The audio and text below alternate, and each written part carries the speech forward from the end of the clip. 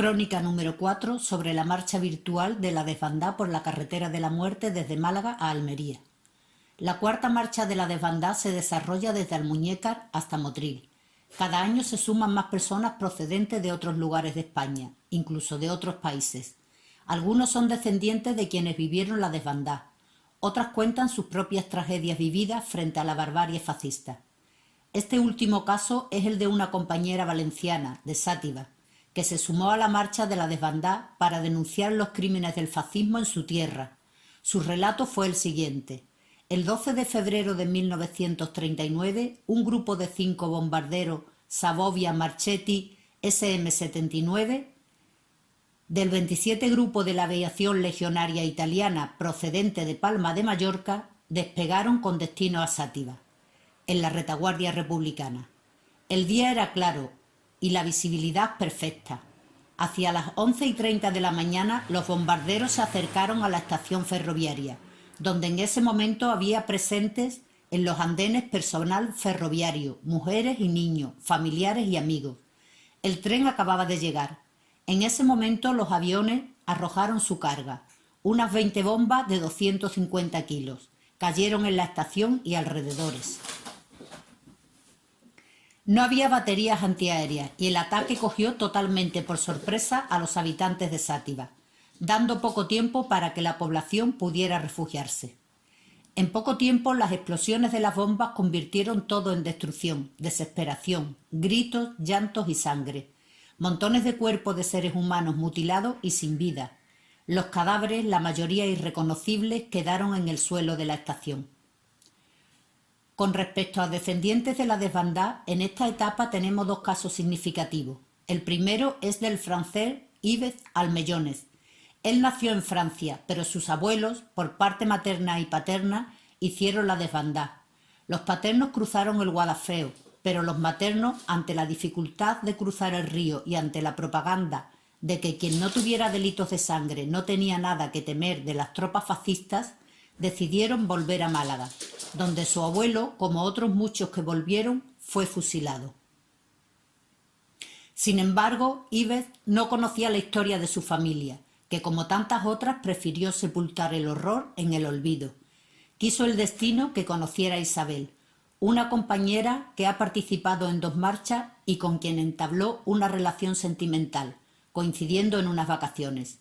Ella le habló de la desbandada y ese contacto es el que ayudó a Yves a recuperar la historia de su familia.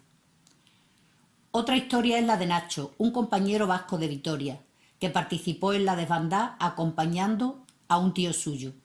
El año pasado volvió a participar esta vez con su padre y otros 2 tíos. Su raíz familiar es de Alhama de Granada. De allí huyeron hacia la carretera de la muerte. Un matrimonio, su bisabuelo con 12 hijos, una de ellas, su abuela, consiguieron llegar a Almería. Se instalaron en Baza y con la derrota de la República volvieron a Alhama.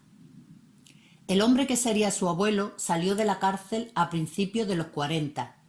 Se unió a su abuela y tuvieron 2 hijos, pero el abuelo era guerrero y en 1949, junto a un grupo de compañeros, reconstituyeron el Partido Comunista de Alhama.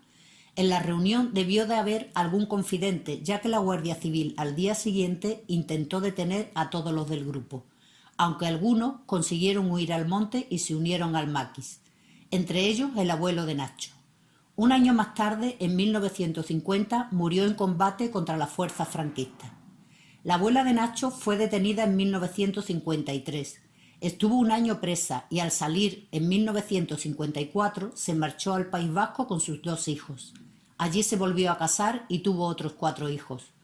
Así nuestro Nacho, ya compañero entrañable de la desbandada, nació y creció en el País Vasco en el seno de una familia fusionada por la historia cosmovasco-andaluza. Enseguida que salimos del polideportivo de Almuñécar, la marcha transcurre por el paseo marítimo y todos los años pasamos por delante de una impresionante estatua de Abderramán I.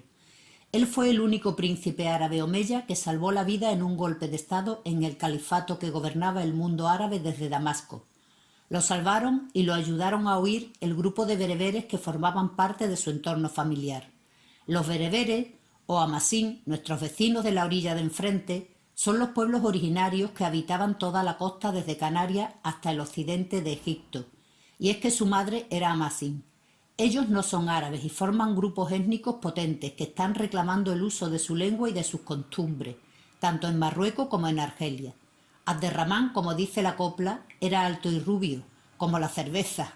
Desembarcó en Almuñécar en agosto del año 755 y fue recibido por musulmanes y cristianos como el nuevo rey.